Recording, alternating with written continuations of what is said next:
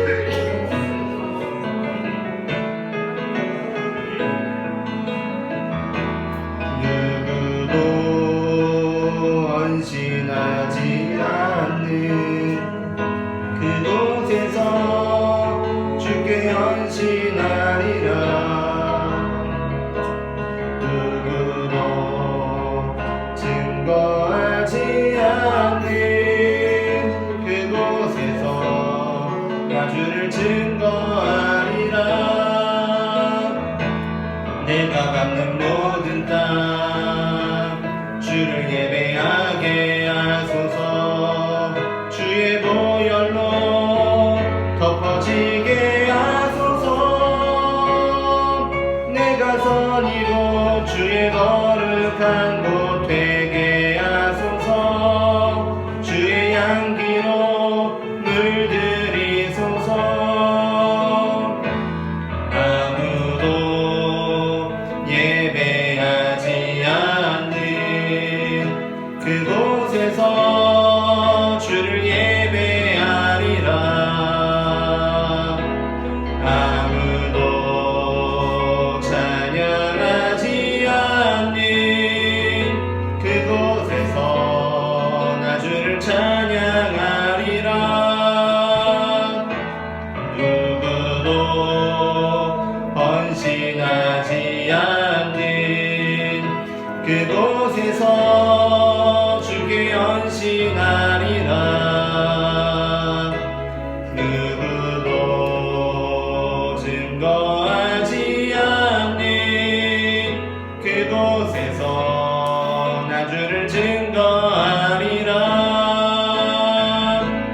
내가 밟는 모든 땅 주를 예배하게 하소서.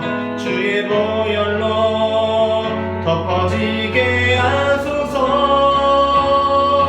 내가 선이고 주의 거룩한 곳 되게 하소서. 주의 향기로 물들이소서. 내가 밟는 모든 땅, 내가 밟는 모든 땅 주를 예배하게 하소서. 주의 보혈로 덮어지게 하소서. 내가 선이고 주의 거룩한 곳 되게 하소서. 주의 향기로 물들이소서.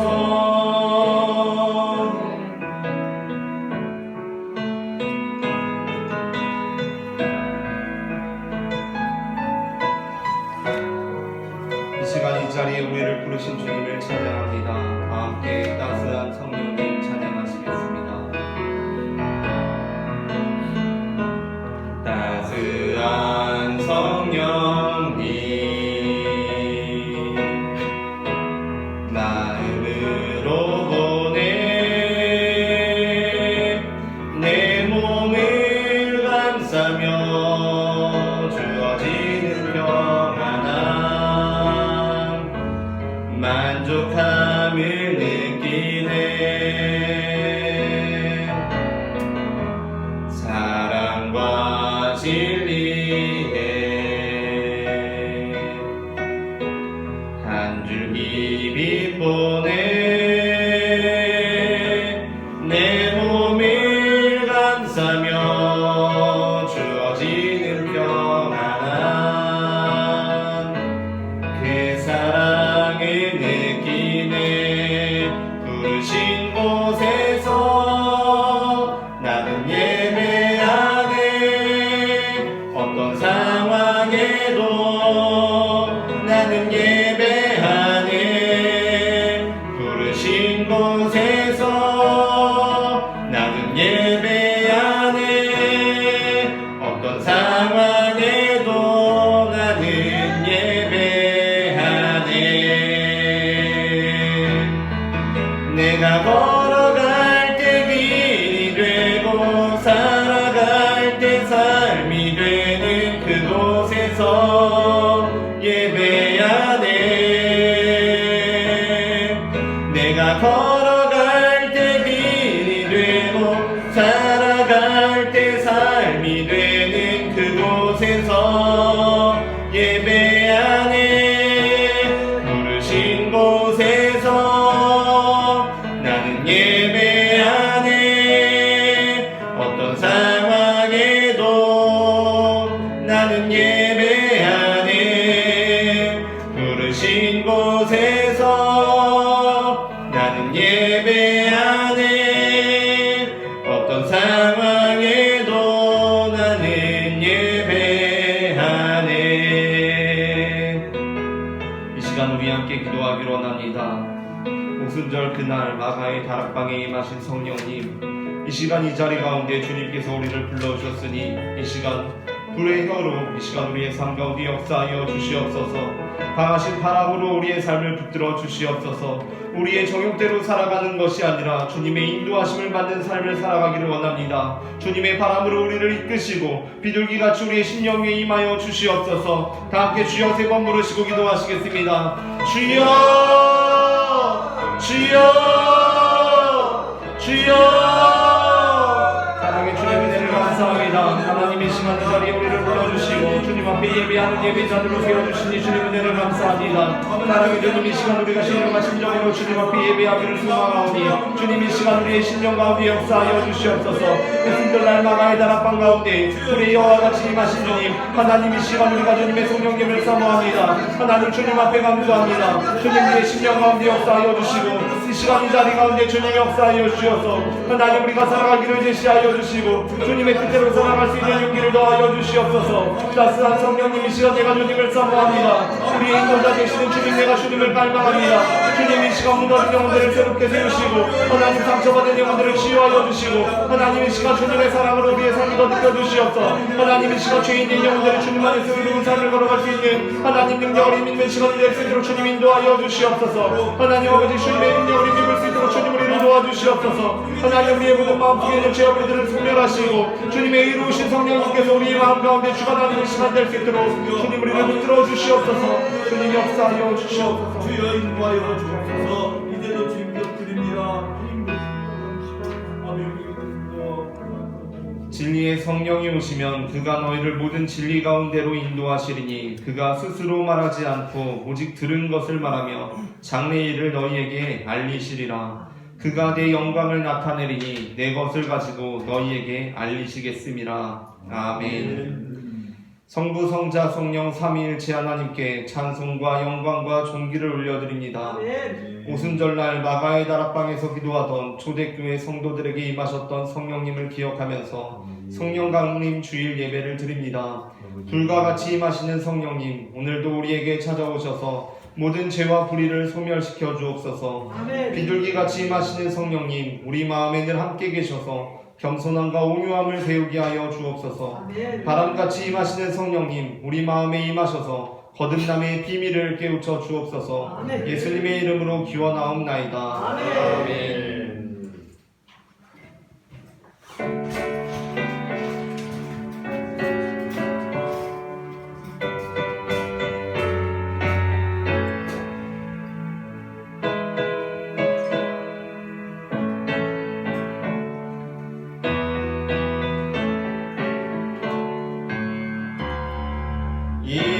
임하소서 임하소서 바람 같은 성령이여 에스겔의 골짜기에 불어닥친 생명바람 오순절날 다락방에 말씀으로 임하시며 나의 영을 사로잡아 새로 나게 하옵소서. 임하소서 임하소서 불과 같은 성령이여 불의 여로 임하셔서 진리 알게 하시옵고 불세례를 베푸시어 죄의 뿌리 소멸하사 거룩하고 깨끗하게 변화시켜 주옵소서. 임하소서 임하소서 생수 같은 성령이여 거친 들에 샘이 솟고 사막에는 가흐르고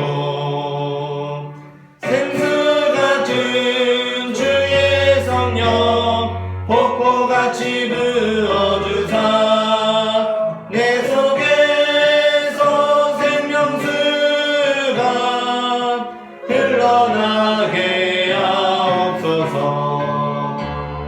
임하소서 임하소서 기름 같은 성령이여 은혜로서 치료하고 사랑으로 삼으시어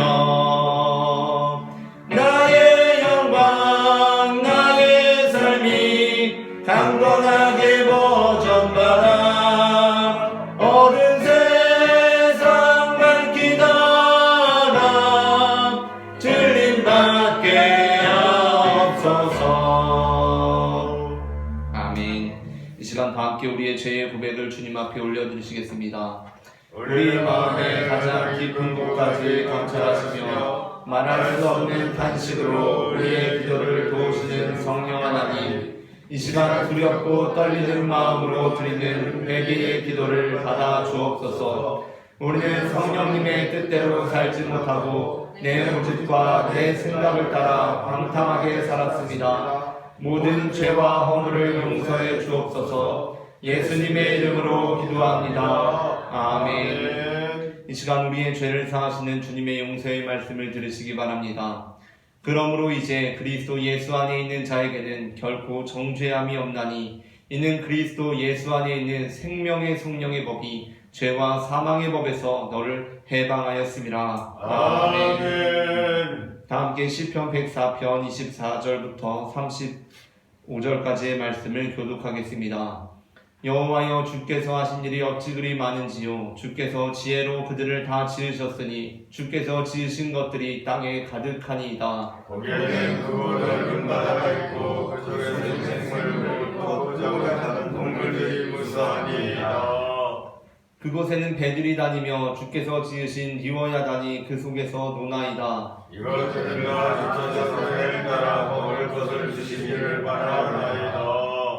주께서 주신즉 그들이 받으며 주께서 손을 펴신즉 그들이 좋은 것으로 만족하다가 주께서 나를 숨기신즉 그들이 떨고 주께서 그들의 호흡을 거두신즉 그들은 죽어 먼지로 돌아가나이다. 주의 영을 보내어 그들을 창조하사 지면을 새롭게 하시나이다. 여호와의 영광이 영원히 계속할지며 여호와는 자신의 양심이 즐거움을 즐거워하시리라. 그가 땅을 보신즉 땅이 진동하며 산들을 만지신즉 연기가 나는도다. 내가 영생토록 여호와께 노래하며 내가 살아있는 동안 내 하나님을 찬양하리로다. 나의 기도를 기쁘게 여기시기를 바라나니 나는 여호와로 말미암아 즐거워하리로다. 내 영혼아 여호와를 송축하라. 할렐루야. 아멘. 함께 사도신경으로 우리의 신앙을 고백하시겠습니다. 전능하사 천대를 만드신 하나님 아버지를 내가 믿사오며 그 외아들 우리 주 예수 그리스도를 믿사오니 이는 성령으로 잉태하사 동정녀 마리아에게 나시고 본디오 빌라도에게 고난을 받으사 십자가에 못 박혀 죽으시고 장사한 지 사흘 만에 죽은 자 가운데서 다시 살아나시며 하늘에 오르사 전능하신 하나님 우편에 앉아 계시다가 저리로서 산자와 죽은 자를 심판하러 오시리라. 성령을 믿사오며 거룩한 공예와 성도가 서로 교통하는 것과 죄를 사하여 주시는 것과 몸이 다시 사는 것과 영원히 사는 것을 믿사옵나이다. 아멘. 아멘.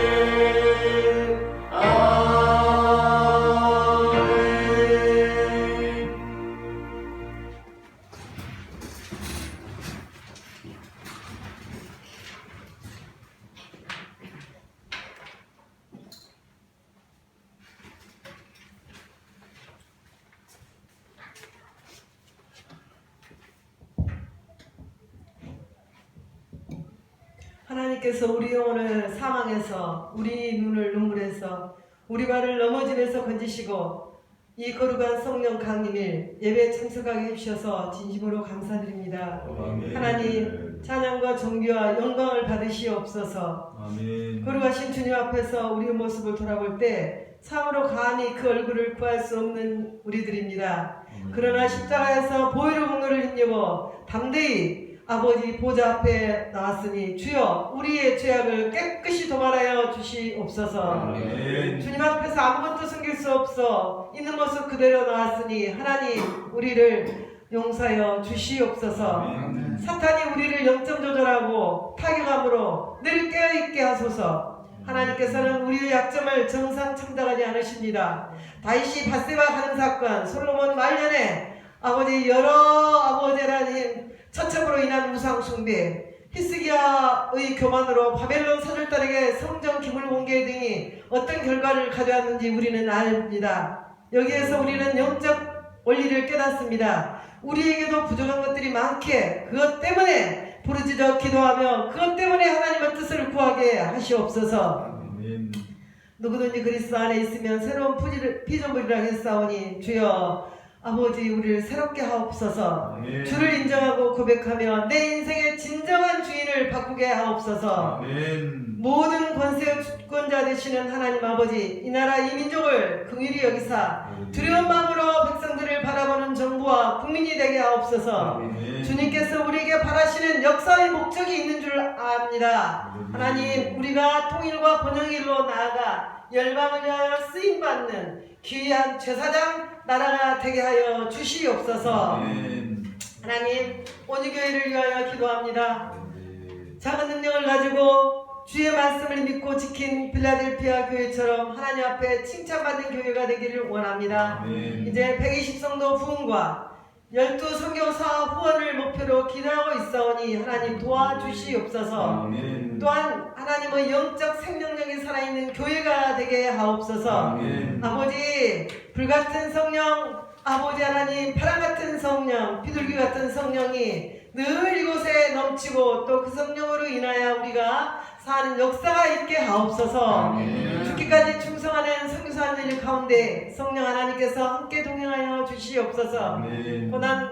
고난과 잃어버린 영혼을 구원하기 위하여 수고하시는 선교사님들을 위로해 주시고 그 가족과 선교사님들을 매 순간순간마다 눈동자같이 지켜보아 주시기를 간절히 원합니다. 아멘. 도와주시옵소서. 또한 우크라이나와 러시아 전쟁이 한빨리 끝나기를 간절히 소원합니다. 아멘. 성가와 약자와 강자가 공존하는 이 지구촌이지만 허락하신 이 땅이 서로가 대화하며 평화 사랑으로 물들게 하옵소서. 아멘.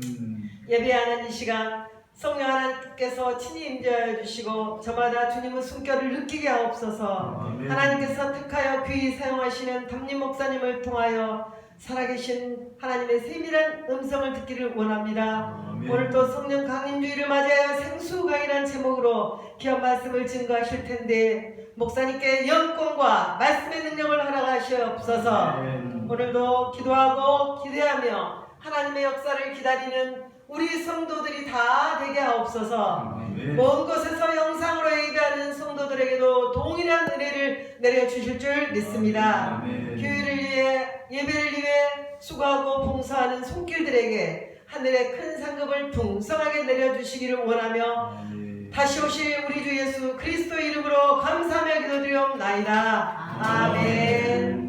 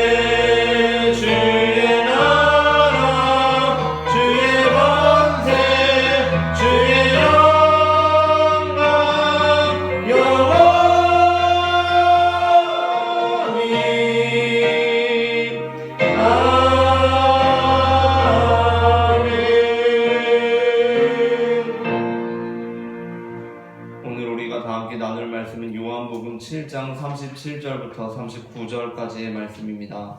본문을 제가 한 절 여러분이 한 절 교독한 후에 마지막 세 번째 절은 함께 읽겠습니다.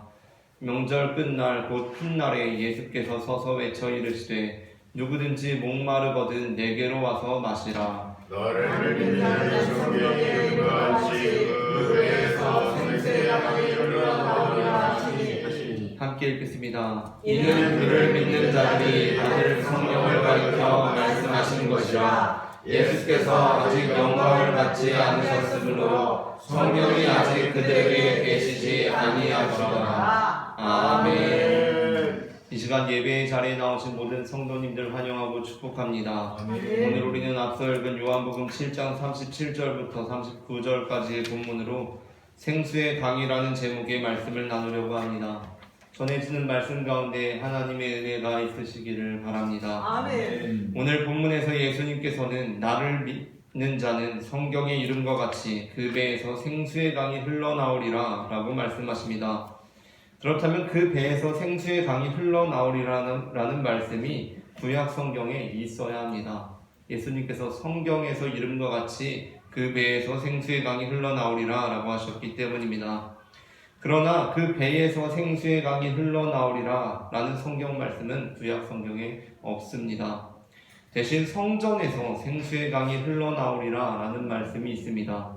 에스겔 47장 1절부터 12절까지의 말씀을 제가 한 절 여러분이 한 절 교독하겠습니다. 배가 아닌 생수의 강이 성전에서 흘러나오리라 라는 말씀입니다. 그가 나를 데리고 성전 문에 이르시니 성전의 앞면이 동쪽을 향하였는데 그 문지방 밑에서 물이 나와 동쪽으로 흐르다가 성전 오른쪽 제단 남쪽으로 흘러내리더라. 그가 또 나를 데리고 문으로 나가서 바깥으로 꺾여 동쪽을 향한 바깥문에 이르시기로 먼저 물이 그 오른쪽에서 흘러나오더라.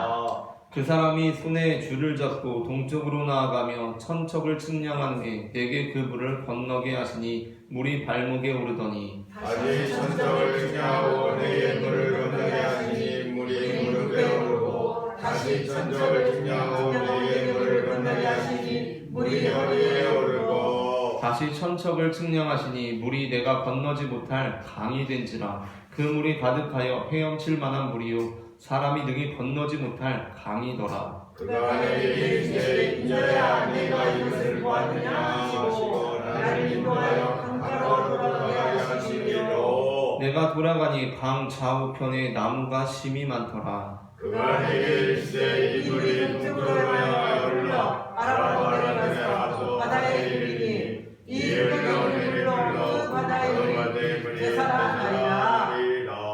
이 강물이 이르는 곳마다 번성하는 모든 생물이 살고 또 고기가 심이 많으리니 이 물이 흘러 들어가므로 바닷물이 되살아나겠고 이 강이 이르는 각 처에 모든 것이 살 것이며 또 이 강가에 오가 살 것이니 엔게디에서부터 에네르가까지 그물을 치는 곳이 될 것이라. 그 고기가 같이 동물을 따라 큰 바다의 고기같이 심이 많으리라.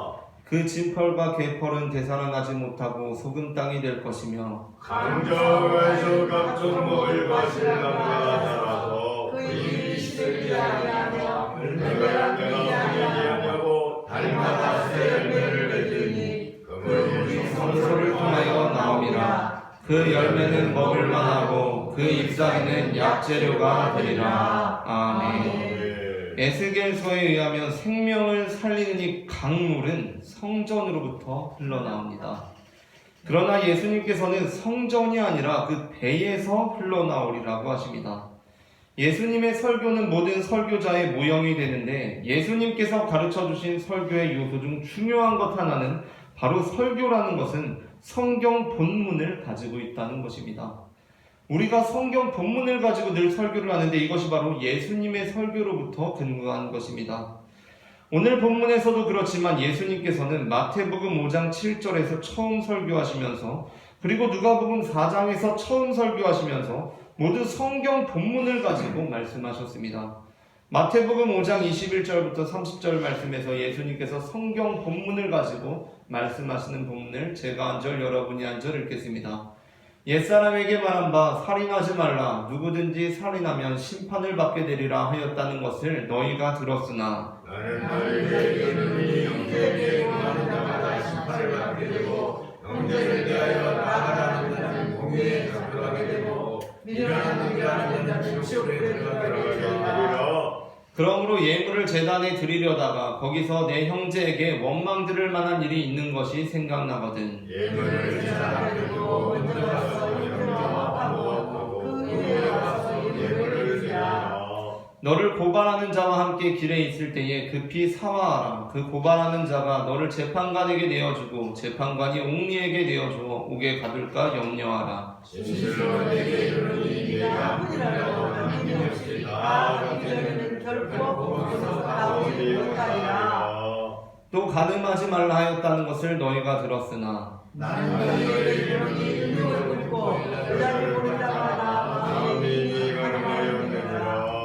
만일 내 오른눈이 너로 실족하게 하거든 빼어내버리라. 내 백체 중 하나가 없어지고 온몸이 지옥에 던져지지 않는 것이 유익하며 또한 만일 내 오른손이 너를 실족하게 하거든 지켜버려버리라. 내 백체 중 하나가 없어지고 온몸이 지옥에 던져지지 않는 것이 유익하니라. 아멘. 누가복음 4장에서도 예수님께서는 이 글이 너희 귀에 응하였느니라 라는 짧은 설교를 하시며 먼저 성경 본문을 읽으셨습니다. 누가복음 4장 16절부터 20절까지의 말씀을 제가 한 절 여러분이 한 절 교독하겠습니다. 예수께서 그 자라나신 곳 나사렛에 이르사 안식일에 늘 하시던 대로 회당에 들어가사 성경을 읽으려고 서심해 언제나 이스라엘 이름을 저를 찾아서 백성들을 찾으시고 주의 성령이 내게 임하셨으니 이는 가난한 자에게 복음을 전하게 하시려고 내게 기름을 부으시고 나를 보내사 포로된 자에게 자유를 눈먼 자에게 다시 보게 함을 전파하며 눌린 자를 자유롭게 하고 죄의 영광을 하시리라 하였더라. 책을 덮어 그 맡은 자에게 주시고 앉으시니 회당에 있는 자들이 다 주목하여 보더라. 예수께서 그들에게 말씀하시되 이 글이 오늘 너희에게 응하여라 하시니 아멘. 예수님께서는 우리가 앞선 마태복음과 누가복음 본문에서 살펴본 것처럼 성경 본문을 가지고 말씀하십니다. 하지만 예수님의 설교는 성경 본문을 가져다가 그 말을 앵무새처럼 반복하는 것이 아니었습니다. 사실 모든 말씀은 당시의 상황을 반영하고 있기 때문에 시대와 환경이 변한 상황에서 이전의 문자를 그대로 반복하게 되면 그 본래의 의미와 정신이 왜곡되는 경우가 대부분입니다. 그러므로 그 말씀의 본연의 의미를 새로운 시대와 환경에 동일하게 전달하는 유일한 방법은 그것을 다르게 선포하는 것입니다. 그러니까 본래 살인하지 말라, 가늠하지 말라라는 말씀이 성경 말씀에 있는데 예수님께서 그 말씀을 왜곡하시고 변질시키셔서 우리에게 전하신 것이 아니라 그 본래 참 의미와 뜻을 이 시대에 온전히 전하기 위해서는 그것을 다르게 선포하는 방법밖에는 없다는 것입니다. 그러니까 다르게 선포함으로써 살인하지 말라, 가늠하지 말라라는 그 말씀의 본연의 의미가 상실된 것이 아니라 오히려 그 본연의 의미가 시대의 빛을 받고 이 시대에도 알맞은 말씀이 된다는 것입니다.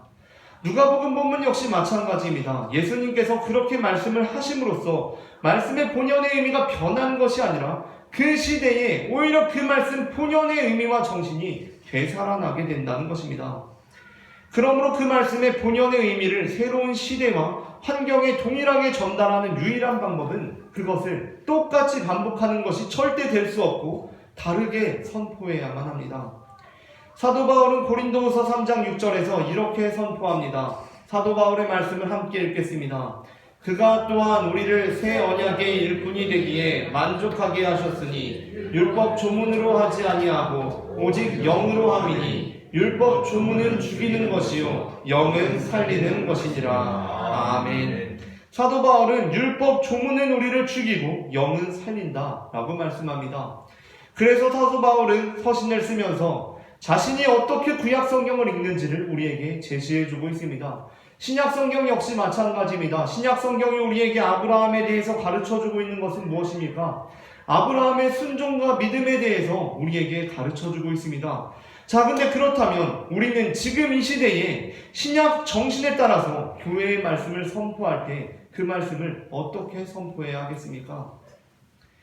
만일 우리가 바울과 신약의 말씀을 그대로 앵무새처럼 반복하고 있다면 결코 바울은 우리의 설교에 만족하지 않을 것입니다. 우리가 사도 바울의 말씀을 새롭게 이 시대에 새롭게 적용할 때에 그때에만 그 본래의 의미와 정신이 되살아날 수가 있다는 것입니다. 마태복음에서 예수님께서는 명시적으로 우리에게 익숙하게 읽히던 방식으로부터 말씀을 새롭게 읽으십니다. 어떠한 말씀입니까? 살인하지 말라 하는 것을 너희가 들었지만 그 진정한 의미는 바로 이것이다 라고 가르쳐주는 것입니다. 간음하지 말라 하는 것을 너희가 들었지만 그래 그냥 간음하지 말아라 말씀대로 살아라가 아니라 그 진정한 의미가 바로 이것이다 라고 가르쳐주시는 것입니다. 누가복음에서 역시 어떻습니까? 예수님께서는 이사야 본문에 원래 기록되어 있는 보복의 날을 읽지 않으심으로써 당시 익숙하게 읽히던 방식으로부터 말씀을 새롭게 읽으셨습니다. 본래 이사야서에는 은혜의 해와 함께 보복의 날이 기록되어 있는데 예수님께서는 구약 성경을 그대로 읽으신 것이 아니라 보복의 날을 읽지 않으셨다는 것입니다. 그렇게 하심으로써 예수님께서는 오늘날 우리가 바라보아야 할 아버지 하나님이 어떠한 분이신지를 본래 그 정신과 의미를 우리에게 가르쳐 주신 것입니다. 오늘 본문에서 역시 마찬가지입니다. 예수님께서는 성경에 이른 대로라고 하신다면, 예수님께서 성경에 이른 대로라고 하셨다면 성전에서 생수의 강이 흘러나오리라 라고 말씀하셔야 합니다. 그래야 그것이 성경에 이른 대로 말씀하시는 겁니다. 그러나 예수님께서는 그 본연의 의미를 우리에게 되살리시기 위해서 그 말씀이 잘못됐다거나 그 말씀을 변질시키려는 것이 아니라 그 말씀의 본연의 의미가 이 달라진 시대와 상황에 어떻게 드러나야 하는지를 제시해 주시기 위해서 성전이 아니라 그 배에서 생수의 강이 흘러나오리라 라고 말씀하십니다. 배에서 흘러나오리라는 것은 성전이 아니라 각 사람으로부터 생수의 강이 흘러나오리라 라는 말씀입니다. 오늘 본문을 보게 되면 예수님께서는 명절 끝날, 곧 큰 날에 이 말씀을 하시는데 이 명절이란 요한복음 7장 2절에 나오는 바와 같이 유대인의 명절인 초막절을 의미합니다. 바로 이 초막절 기간 동안 7일 내내 제사장들이 행하는 일이 있었습니다. 그것은 실로암 못에서 물을 길어다가 성전 제단에 붓는 의식을 거행하는 것이었습니다. 성전 제단에 실로암 못에서 물을 길어다가 붓습니다. 그러면 성전에 물이 흘러갑니다.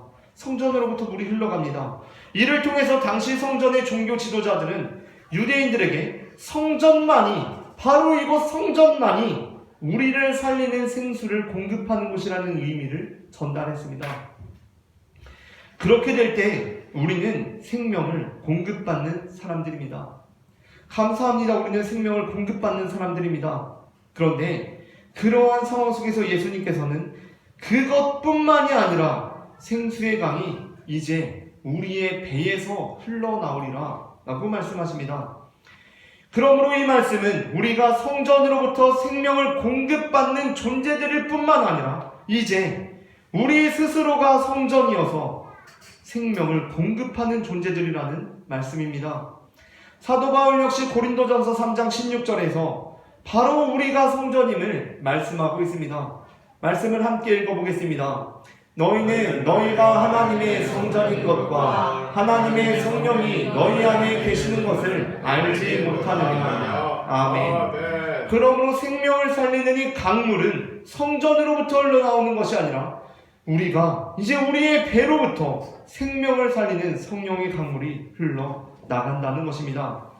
하나님께서는 우리에게 생명을 주십니다. 그러나 하나님께서는 거기서 그치는 것이 아니라 그 생명이 우리를 통해서 이제 다른 사람들에게도 흘러가기를 바라십니다. 그러니까 하나님께서는 우리를 그저 생수의 강을 통해서 생명을 얻게 되는 물고기나 나무들 정도로 여기시는 것이 아니라 이제 우리가 그 생명의 강물을 통해서 예수 그리스도의 자녀가 되었다면 우리 한 사람 한 사람을 생수의 강이 흘러나오는 성전으로 삼으신다는 것입니다. 하나님께서 아브라함을 부르시며 그에게 주신 말씀이 무엇입니까? 그것은 그에게 복을 주시는데 단지 그가 복을 받고 잘 되리라는 말씀이 아니었습니다. 바로 하나님께 복을 받은 아브라함을 통해서 땅의 모든 족속이 복을 얻을 것이라는 말씀이었습니다. 창세기 12장 1절부터 3절의 말씀을 합독하겠습니다. 제가 한 절, 여러분이 한 절 교독하고 마지막 3절을 합독하겠습니다. 여호와께서 아브라함에게 이르시되 너는 너의 고향과 친척과 아버지의 집을 떠나 내가 내게 보여줄 땅으로 가라. 내가 너로 큰 민족을 이루고 내게 복을 줘 내 이름을称赞하리니 너는 복이 되리라. 함께 읽겠습니다. 너를 축복하는 자에게는 내가 복을 내리고 너를 저주하는 자에게는 내가 저주하리니 땅의 모든 족속이 너로 말미암아 복을 얻을 것이라 하시니라. 아멘.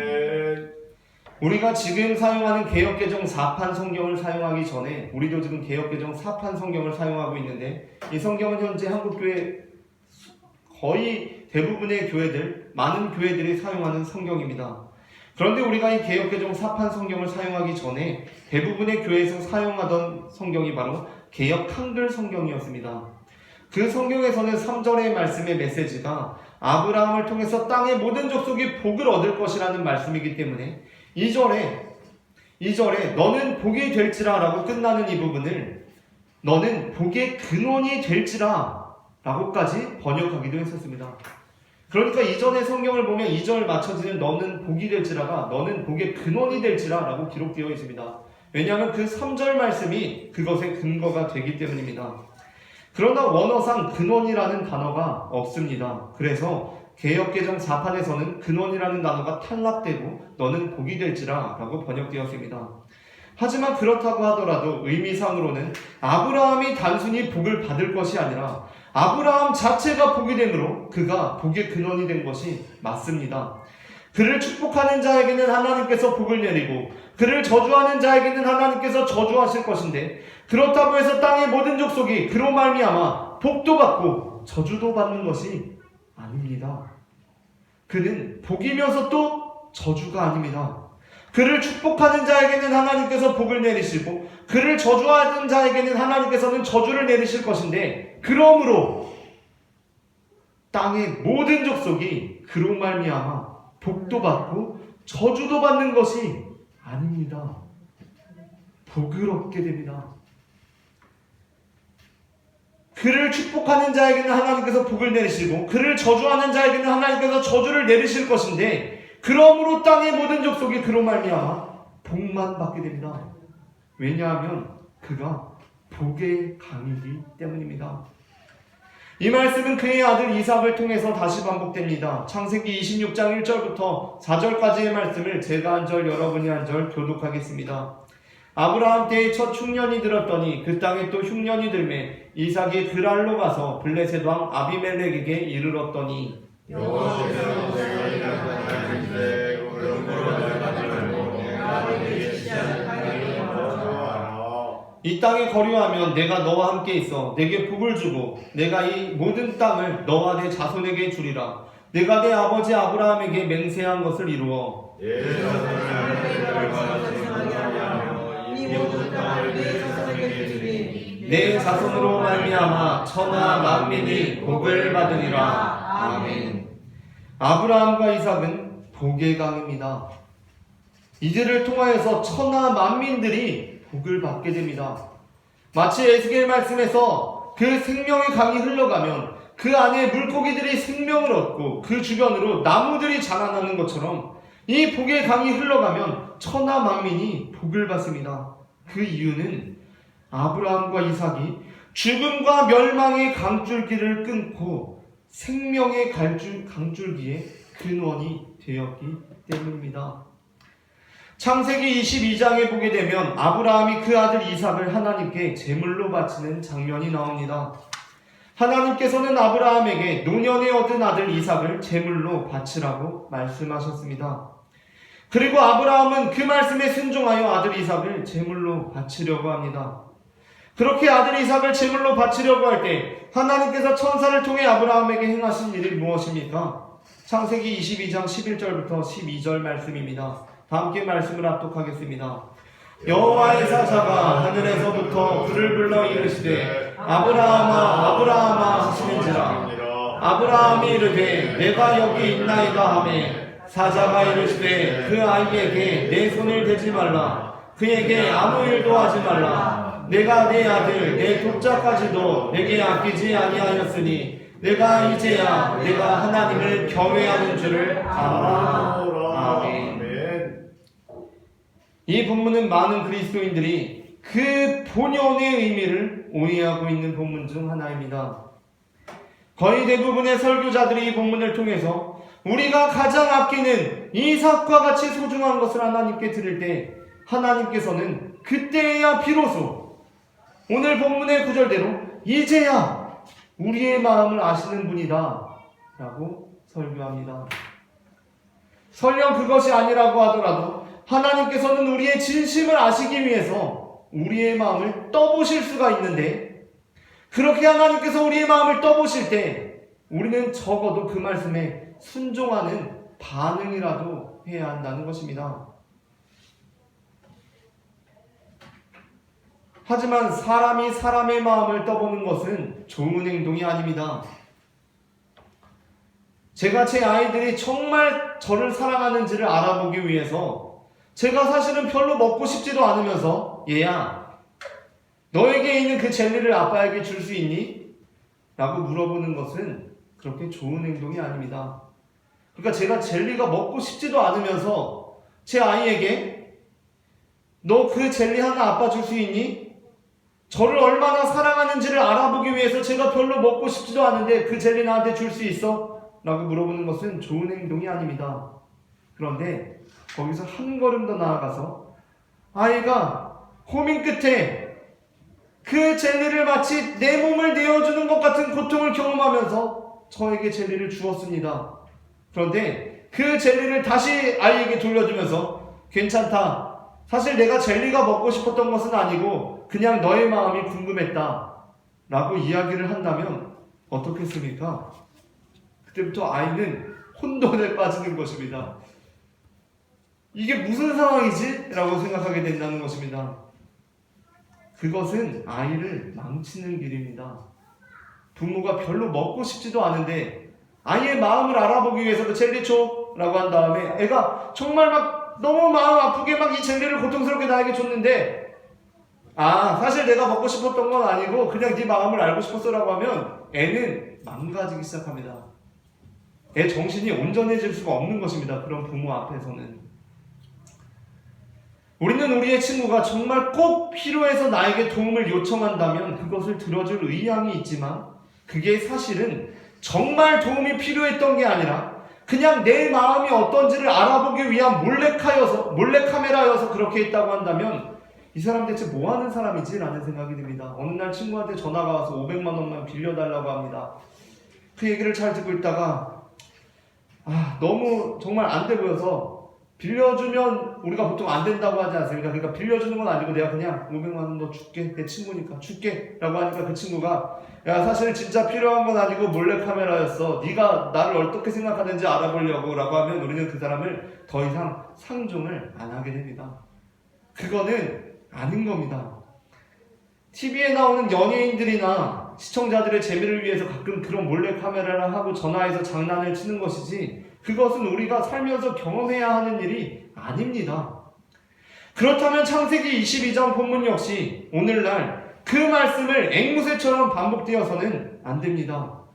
이 말씀 역시 당시의 상황을 반영하고 있기 때문에 시대와 환경이 변한 상황에서 이전의 문자를 그대로 반복하게 되면 이처럼 그 본래의 의미와 정신이 왜곡되어 버리고 맙니다.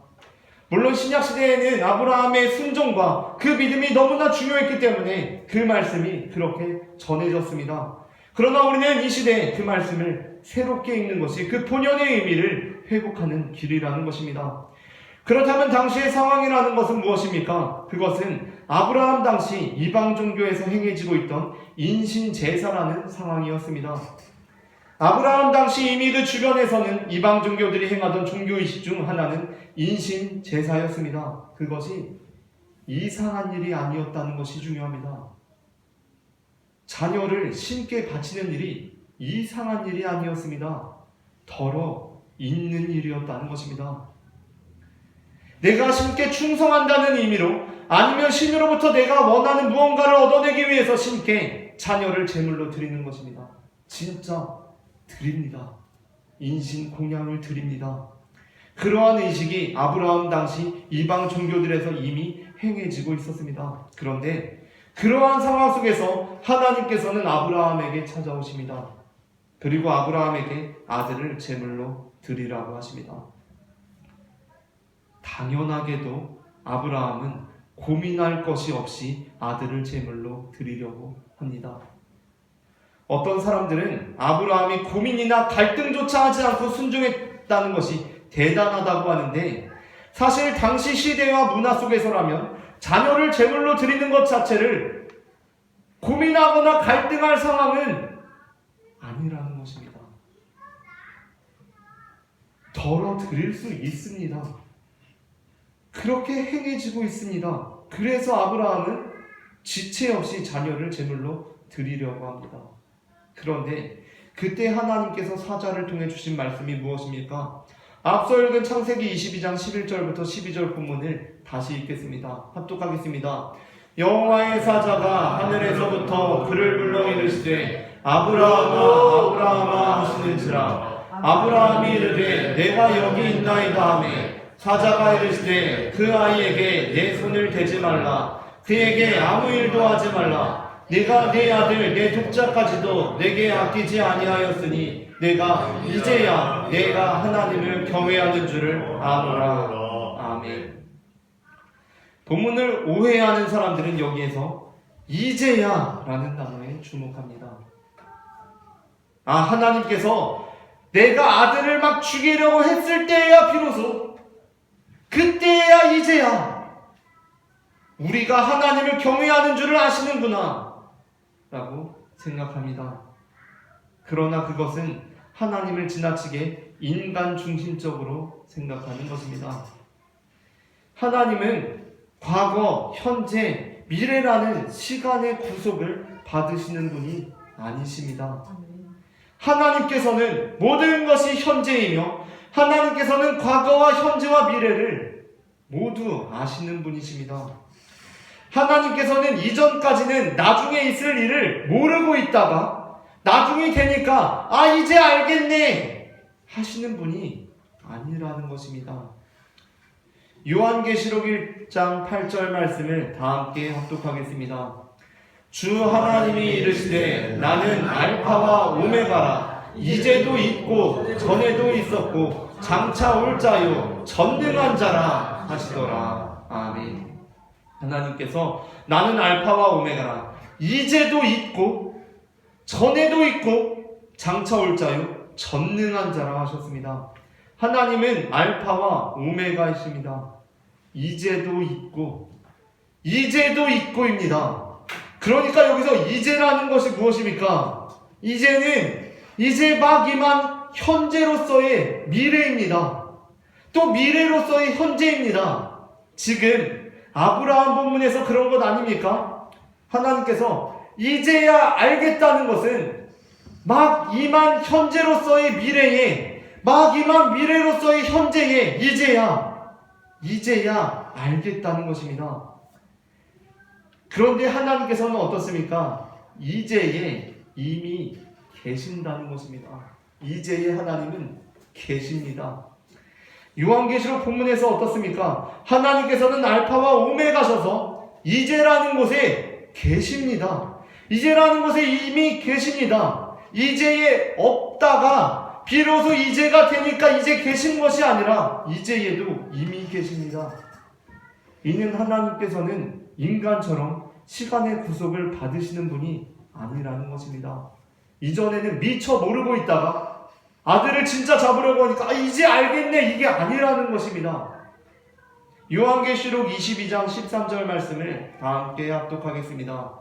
나는 알파와 오메가요 처음과 마지막이요 시작과 마침이라. 아멘. 요한계시록 21장 5절부터 7절 말씀을 다 함께 읽겠습니다.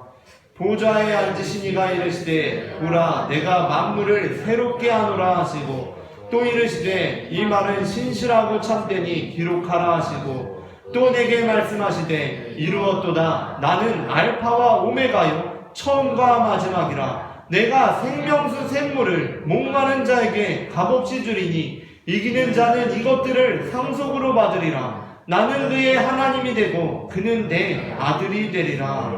아멘. 예수님께서 만물을 새롭게 하겠다고 하십니다. 그리고 예수님께서는 알파와 오메가요, 처음과 마지막이신데 예수님께서 생명의 샘물을 목마른 자에게 값없이 주리라 라고 하십니다. 이 요한계시록 21장 6절 말씀, 내가 생명수 샘물을 목마른 자에게 값없이 주리라 라는 말씀을 생각하면서 오늘 본문 요한복음 3장 17절 말씀을 읽어보겠습니다. 명절 큰날 곧 큰날에 예수께서 서서 외쳐 이르시되 누구든지 목마르거든 내게로 와서 마시라. 아멘. 이어지는 요한계시록 22장 7절에서는 이기는 자는 이것들을 상속으로 받으리라. 나는 그의 하나님이 되고 그는 내 아들이 되리라 라고 하십니다. 이 말씀을 생각하면서 오늘 요한복음 본문 7장 38절 본문을 함께 다시 읽겠습니다. 나를 믿는 자는 성경의 이름과 같이 그 배에서 생수의 강이 흘러나오리라 하시니. 아멘. 상속을 받으리라는 것은 아들이 되리라는 것입니다. 곧 그는 그저 생수의 강으로부터 나오는 생명을 공급받는 존재가 되는 것이 아니라 그 역시 생명수 샘물을 상속받아서 그 역시도 생수의 강이 되리라는 말씀입니다. 그런데 그 말씀에서 예수님께서 어떻게 말씀하십니까? 나는 알파와 오메가요, 처음과 마지막이라. 나는 시간에 구속되는 존재가 아니다 라고 하십니다. 그 말씀이 무엇입니까? 이전에는 미처 모르다가, 이전에는 하나님께서도 과거와 현재에 계셔서 미래의 일을 미처 모르고 있다가 아브라함이 그 아들 이삭을 바치려고 하니까 이제야 비로소 내가 너의 마음을 알겠다라는 것입니까? 그것이 아닙니다. 하나님께서는 이제야 아신다는 것은 이미 하나님께서 알고 계셨다라는 것입니다. 제가 학교 다닐 때만 해도 교사가 학생들을 때리는 일이 다반사였습니다. 아마 저보다 한 10살 정도 많은 세대에는 훨씬 심했을 것입니다. 그런데 그런 시절에 한 고등학교에 어떤 선생님이 처음 부임하게 되었습니다. 이 선생님이 다음날 이제 교사로서 첫 출근을 이제 앞두고 꿈을 꾸었는데 꿈에 하나님께서 이렇게 말씀하셨습니다. 너 내일 학교에 이제 가게 돼서 교실에 들어가게 되면 처음으로 네 눈에 딱 보이는 애가 있을 거다. 그리고 걔가 네 눈에 상당히 거슬리는 행동들을 하기 시작할 건데 그러면 걔를 불러내서 흠씬 두들겨 패라 라고 하나님께서 말씀하셨습니다. 교사가 그 꿈을 꾸고 의아했겠습니까? 왜 패라고 하시지? 하셨겠습니까? 고민이 됐겠습니까? 요즘이라면 그럴 것입니다. 왜냐하면 요즘은 애들을 패면 안 되기 때문에 교사가 그런 꿈을 꾸면 고민이 됩니다. 내가 내일 가서 애들 하나님이 패라고 하는데 어떡하지? 떨립니다. 근데 그 당시는 하나님이 패라고 해도 전혀 떨리지는 않습니다. 왜냐하면 애들 그냥 패면 되기 때문입니다. 그 당시는 그게 고민이 되는 시대가 아닙니다. 그래서 선생님은 아브라함처럼 아무런 지체 없이 고민 없이 갈등 없이 그냥 그 아들 이삭을 아직은 정해지지 않은 그 미지의 학생을 흠씬 두들겨 패주리라 라는 생각으로 교실에 들어갑니다. 고민 없습니다. 여지없이 처음부터 뭔가 눈에 딱 들어오는 애가 있습니다. 눈빛이 심상치 않습니다. 걔가 수업 시간에 여지없이 농담을 해서 수업 분위기를 다 흐려놓습니다. 선생님이 어떻게 합니까? 기다렸다는 듯이 야 너 나와 하고 시계를 풉니다. 그리고 그 애가 나오는데 저벅저벅 달려가서 주먹으로 치려고 합니다. 그때 그 교사에게 계시가 임해서 하나님께서 이렇게 말씀합니다. 얘야 괜찮다. 때리지 않아도 된다. 말로만 해라. 네가 나를 얼마나 경외하는지 내가 이제야 알겠다 라고 말씀합니다. 자, 이제 그렇다고 한다면 하나님께서는 이제야 비로소 교사가 자신을 경외하는지 알게 되신 것입니까? 그것이 이 꿈의 이 계시의 의미입니까? 이 교사는 어떠한 면에서 하나님의 말씀에 순종한 것입니까? 이 교사가 말씀에 순종한 것은 우리가 생각하는 것처럼 대단한 것입니까? 내가 내일 가서 패야겠다 라고 순종한 것이 대단한 것입니까? 아닙니다. 이 교사는 그 말씀을 듣고 고민한 적이 없습니다. 요즘 교사들이라면 고민이 됩니다. 왜냐하면 애들 때렸다가는 큰일 나기 때문입니다. 그런데 이 교사는 그런 고민을 한 적이 없습니다. 그냥 가서 애들 때리면 됩니다. 아브라함이 하나님께서 이삭을 바치라는 말씀을 하시자 고민을 했겠습니까? 창세기 22장에는 아브라함이 고민한 흔적이 없습니다. 그것은 그의 믿음이 대단해서 그랬던 것이 아니라 그냥 고민할 필요가 없는 시대였기 때문입니다. 그런데 그렇다고 하면 지금 이 상황에서 교사에게 충격적인 것은 무엇입니까? 이 꿈과 이 사건은 분명히 교사가 앞으로 교사의 직업을 감당할 때 그에게 지침이 되는 꿈과 말씀이었습니다. 그렇다면 그 꿈과 말씀의 의미는 무엇입니까? 교사에게 충격적인 것은 하나님께서 학생을 때리라고 하신 것이 충격이 아니라 때리지 않아도 된다고 하신 것이 충격입니다. 교사에게 충격은 하나님께서 애를 패라라고 말씀하신 것이 충격이 아니라 지금 하나님께서 애를 때리지 않아도 된다라고 하신 이 말씀이 충격이라는 것입니다. 그리고 그러한 면에서 우리는 이 본문의 이제야를 요한계시록에 나오는 시간의 제한을 받지 않으시는 하나님의 관점에서 읽어야 하는데, 그렇게 될 때 이 이제야는 이전에는 몰랐는데 이제야 비로소 알게 되었다는 것이 아니라 하나님께서 네가 그렇게 하지 않아도 나는 네가 나를 경외하는지를 안다 라는 의미로 새길 수가 있습니다. 하나님께서는 이전엔 몰랐는데 이제야 알겠다라는 것이 아니라 네가 그렇게 때리지 않아도, 네가 그렇게 이삭을 나에게 제물로 바치지 않아도 나는 너의 마음을 안다는 것입니다. 그러므로 창세기 22장에서 아브라함이 이삭을 하나님께 제물로 바치는 것은 오늘날 우리에게 엄청난 울림을 주는 말씀입니다. 하나님께서 아브라함에게 아브라함아, 나는 네가 아들 이삭을 제물로 바치지 않아도 네가 나를 경외하는지 이미 알고 있다 라고 선포하신 말씀이기 때문입니다. 우리가 하나님께 우리의 가장 귀한 것을 드려야만 그때야 비로소 이제야, 하나님께서 이전에는 미처 모르셨는데 이제야 아시는 것이 아닙니다. 하나님께서는 우리가 우리의 가장 귀한 것을 하나님께 드리는지 안 드리는지를 떠보신 후에야 비로소 우리의 마음을 아시는 것이 아닙니다. 안 드려도 아신다는 것입니다. 인신제사를 드리지 않아도 하나님께서 나는 너의 마음을 안다 라고 하나님께서 말씀하신 것입니다. 그러므로 이 본문은 하나님께서 우리의 마음을 어떻게 아시는지에 대한 본문이 아니라 하나님께서는 인신제사를 통하지 않고서도 우리의 마음을 아신다는 선언이며, 그렇기 때문에 이스라엘의 하나님이 이방 종교에게 충격이었던 것입니다. 하나님께서는 그 아들 이삭을 제물로 받지 않으시고도 그 마음을 아시는 분이라는 것입니다. 그렇게 아브라함과 이삭을 통해 죽음과 멸망의 강이 끊어지고 생명의 강이 흐르기 시작합니다. 이제 아브라함과 이삭이 밟는 그 땅에는 죽음이 없습니다. 생명이 있습니다. 아브라함과 이삭의 생명의 강이 흐르는 곳에는 더 이상 인신공양, 인신제사가 없습니다. 그들의 배에서 생수의 강이 흘러나와서 살리는 것입니다. 그들이 가는 곳에서 인신제사가 철폐됩니다. 종식됩니다. 죽음의 강이 끊어집니다. 다 살아납니다. 그렇게 될 때 바로 그 사람이 복의 근원, 생수의 강이 됩니다. 하나님께서는 우리를 그냥 복받은 존재, 살림 받는 존재가 아니라 살리는 존재로 부르셨습니다. 선지자 에스겔에게 여호와 하나님의 영이 임하셨을 때 에스겔은 살리는 존재가 됩니다.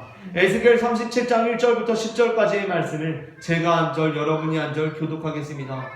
여호와께서 권능으로 내게 임재하시고 그의 영으로 나를 데리고 가서 골짜기 가운데 두셨는데 거기 뼈가 가득하더라. 나를 그러므로 지나가게 하시고 먼저 그 골짜기 생명에 들어가시니 말고 말랐더라. 그가 내게 이르시되 인자야 이 뼈들이 능히 살 수 있겠느냐 하시기로 내가 대답하되 주 여호와여 주께서 아시나이다.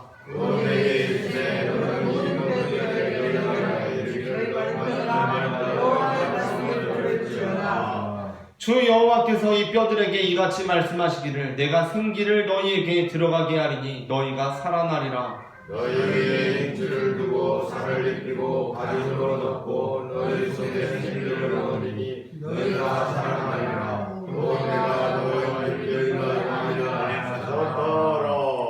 이에 내가 명령을 따라 태어나니 태어날 때에 소리가 나고 움직이며 이 뼈 저 뼈가 들어맞아 뼈들이 서로 연결되더라. 내가 또 보니 그 뼈에 인줄이 생기고 살이 오르며 그의 가죽이 덮이며 그 속에 생기를 얻더라. 또 내게 이르시되 인자야 너는 생기를 향하여 태어나라. 생기에게 태어나여 이르기를 주 여호와께서 이같이 말씀하시기를 생기야 사방에서부터 와서 이 죽음을 당한 자에게 불어서 살아나게 하라 하셨다 하라. 이에 내가 너를 영혼대로 태어났더니 생기가 그들에게 들어가네. 그들이 곧 살아나서 일어나 서는데 극히 큰 군대더라. 아멘.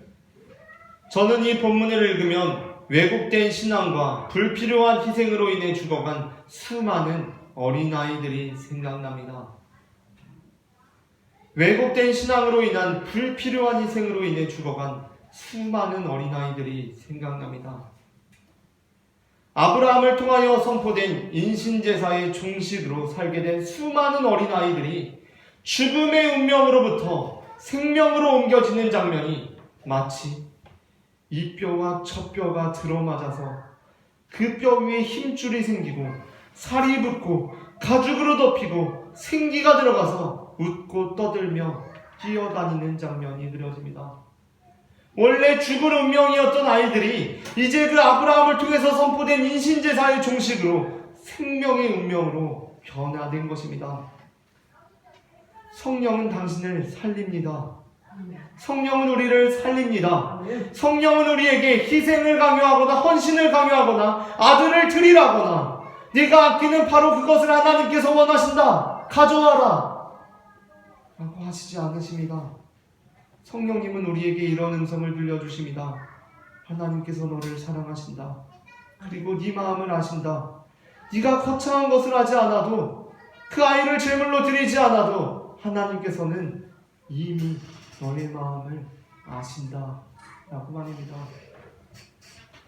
그리고 우리를 통해 우리를 생수의 강으로 삼고 우리의 가족을, 우리의 이웃을, 우리의 동료를 살리기를 바라십니다. 당신의 진심을 내가 알아 라는 그 말을 통해서 생명을 살리기를 바라십니다. 당신의 마음을 내가 알아. 굳이 그렇게 하지 않아도 내가 당신의 마음을 알아 라는 이 말이 생명을 살립니다. 그것이 아니라 아니 표현을 해야 알지 표현을 안 하는데 내가 어떻게 알아? 라는 말은 사람을 죽입니다. 표현은 내가 하는 겁니다. 표현은 내가 하는 겁니다. 그래서 표현을 해야 알지 표현을 안 하는데 어떻게 하냐?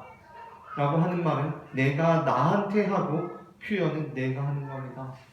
내가 사랑해, 고마워, 미안해 라는 표현은 내가 자주 하면 됩니다. 그리고 다른 사람을 살리는 말은 아니 표현 좀 해, 표현을 안 하는데 내가 어떻게 알아? 라는 말이 아니라 그냥 그 사람이 표현을 하지 않아도 그 사람의 마음을 알아주는 것입니다. 하나님처럼 하나님께서 아브라함에게 그렇게 하신 것처럼 아브라함아 그렇게 하지 않아도 내가 다 안다. 이제 그렇게 할 필요가 없다 라고 말씀해 주는 것입니다. 표현이 서툰 배우자에게 여보 당신이 나에게 그렇게 해도 당신이 나 사랑하는 거 내가 다 알아 라고 말해주는 것입니다. 배우자가 표현이 서툴 수 있지 않습니까? 그 표현이 서툰 배우자에게 표현을 해야지 표현을 안 하면 내가 어떻게 알아? 라고 말하는 것이 아니라 여보 당신이 그렇게 표현 안 하지만 당신이 나 사랑하는 거 내가 다 알아 라고 말해주는 것입니다. 배우자가 안 사랑하는데 뭔 소리야 라고 말해도 에이 다 알아 하고 말하는 것입니다. 자녀가 잘못했을 때 야 잘못을 했으면 잘못했다고 말을 해야지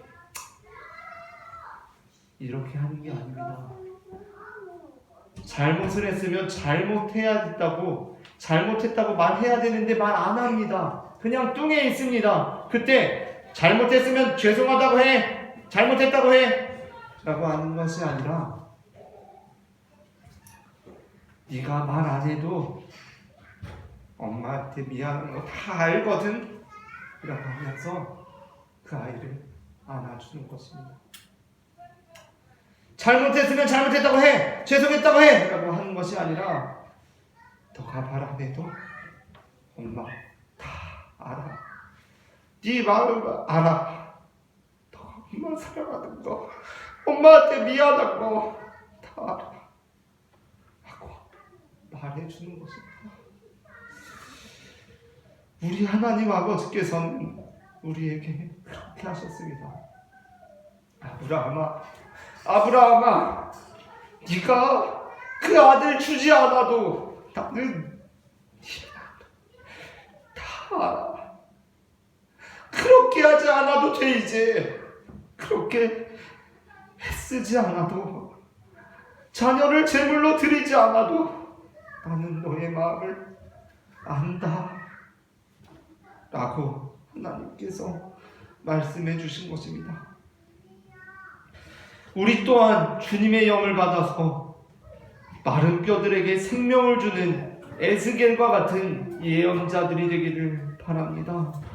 우리는 마른 뼈들을 살리는 사람들입니다. 마른 뼈들을 죽음에 내모는 자들이 아니라 마른 뼈들이 이 뼈와 저 뼈가 맞고 그 위에 힘줄이 붙고 살이 붙고 그 안에 피가 흘러서 살리는 사람들입니다. 생명의 말을 대언하는 사람들이라는 것입니다. 그 배에서부터 생수가 흘러나와서 모든 물고기들이 살고 주변의 나무를 풍성케 하는 성전과 같은 사람들이 되시기를 바랍니다. 예수님께서는 우리를 그 생명수 샘물의 상속자로 삼으셨습니다. 내가 그렇게 한 것처럼 너희도 그런 생수의 강의 근원이 되어야 한다. 너희들이 바로 상속자다 라고 말씀하셨습니다. 이제 우리 모두의 배에서 생수의 강이 흘러나오기를 원합니다. 우리가 예수님의 말씀을 통해서, 하나님의 말씀을 통해서 생명을 얻게 된 것처럼 우리 또한 우리의 가족들을, 우리의 친구들을, 우리의 이웃과 우리의 동료들을 살리는 성전과 같은 사람들이 되기를 소망합니다. 다 함께 기도하겠습니다. 사랑의 주님, 은혜를 감사합니다.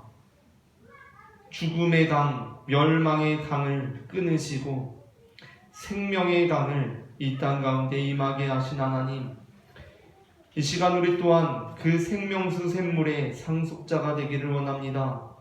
우리가 하나님의 말씀을 통하여, 예수님의 말씀을 통하여 죽음의 땅으로부터 생명의 땅으로 옮겨진 것처럼 우리 또한 우리 주변에 여전히 죽음의 땅에 있는 이들을 생명의 땅으로 변화시키는 생수의 강이 되게 하여 주시옵소서. 아멘. 사랑의 주 예수 그리스도의 이름으로 기도합니다. 아멘.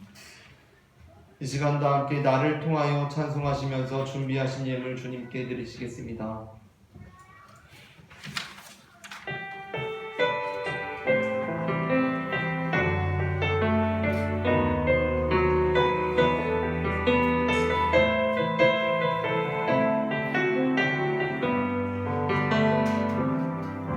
지금 서 있는 이곳에서 높임을 받으소서. 내가 받는 땅 주님의 땅이니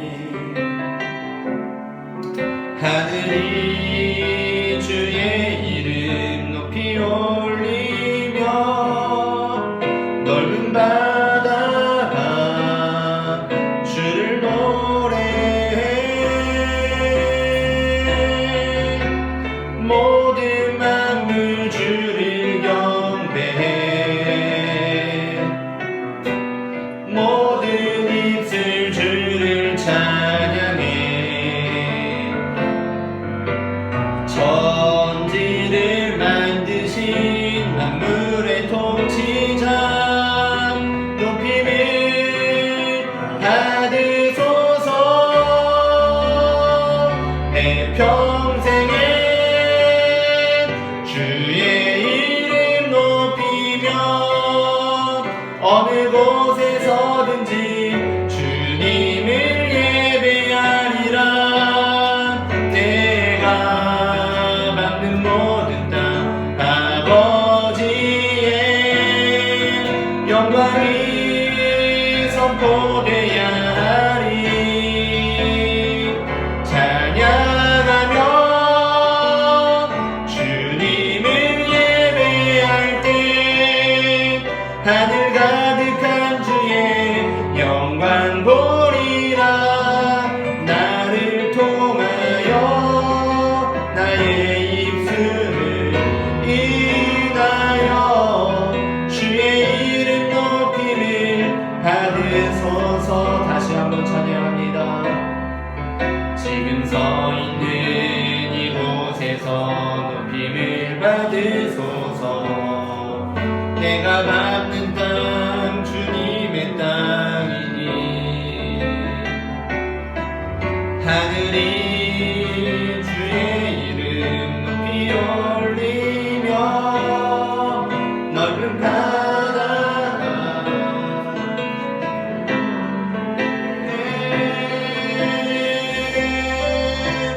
모든 만물 주를 경배해.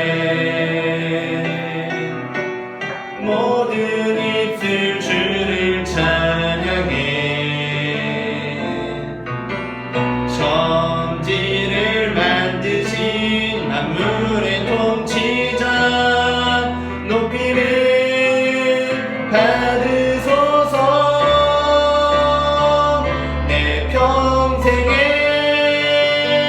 주의 이름 높이며 어느 곳에서든지 주님을 예배하리라. 내가 밟는 모든 땅 아버지의 영광이 선포되야 하리. 찬양하며 주님을 예배할 때 하늘 가득한 주의 영광 보리라. 나를 통하여 나의 입술을 인하여 주의 이름 높임을 받으소서.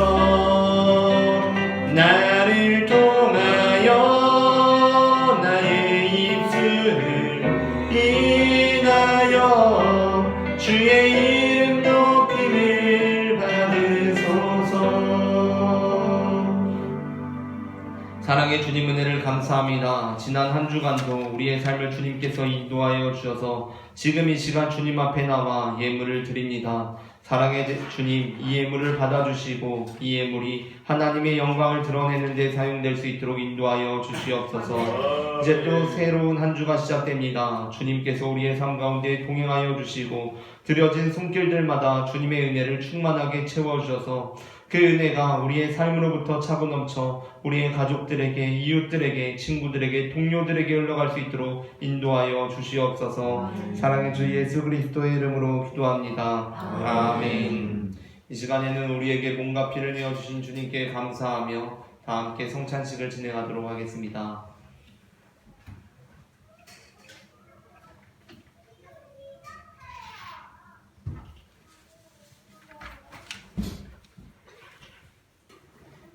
이것은 주님의 몸, 이것은 주님의 피, 이것을 먹고 마셔 주님의 생명 얻네.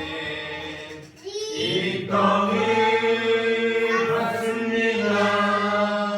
이 잔을 받습니다. 주님을 사랑해요. 십자가 기억하리.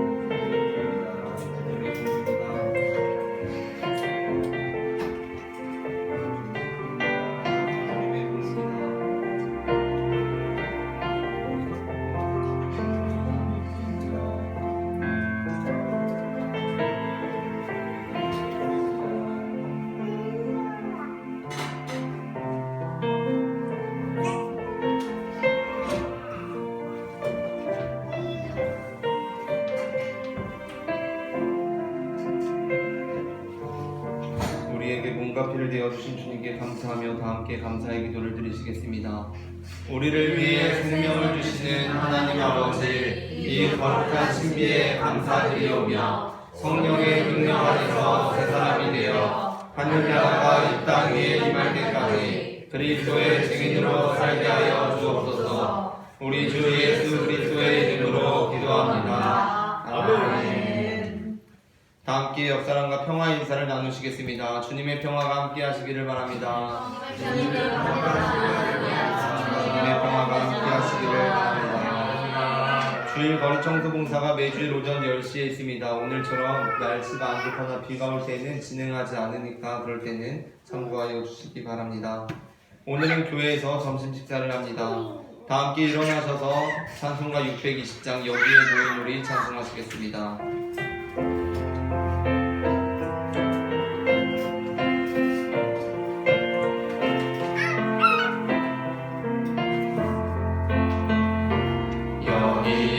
여기에 모인 우리 주의 은총 받은 자여라. 주께서 이 자리에 함께 계심을 아노라. 언제나 주님만을 찬양하며 따라가리니 시험을 당할 때도 함께 계심을 믿노라. 이 믿음 더욱 굳세라. 주가 지켜주신다. 어두운 밤에도 주의 밝은 빛 인도하여 주신다. 주님이 뜻하시니 해라 이기 어렵더라도 언제나 주 뜻 안에 내가 있음을 아노라. 사랑과 말씀들이 나를 더욱 새롭게 하니 때로는 넘어져도 최후 승리를 믿노라. 이 믿음 더욱 굳세라. 주가 지켜주신다. 어두운 밤에도 주의 밝은 빛 인도하여 주신다.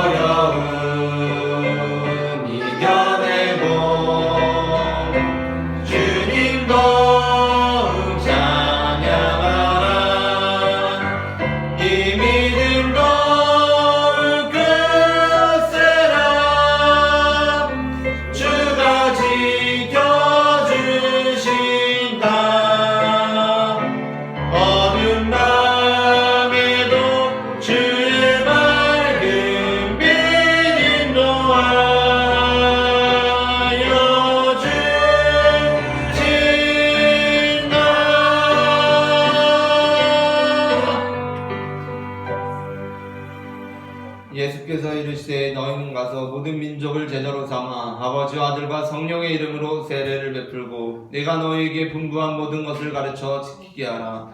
볼지어다 내가 세상 끝날까지 너희와 항상 함께 있으리라. 아멘. 이제는 우리 주 예수 그리스도의 은혜와 하나님 아버지의 크신 사랑과 성령님의 교통하심이 이 시간 죽음과 멸망의 강을 끊고 생수의 강의 근원이 되기로 결단하는 모든 성도들의 머리 위에 지금부터 영원토록 함께 하시기를 간절히 축원하옵나이다. 아멘.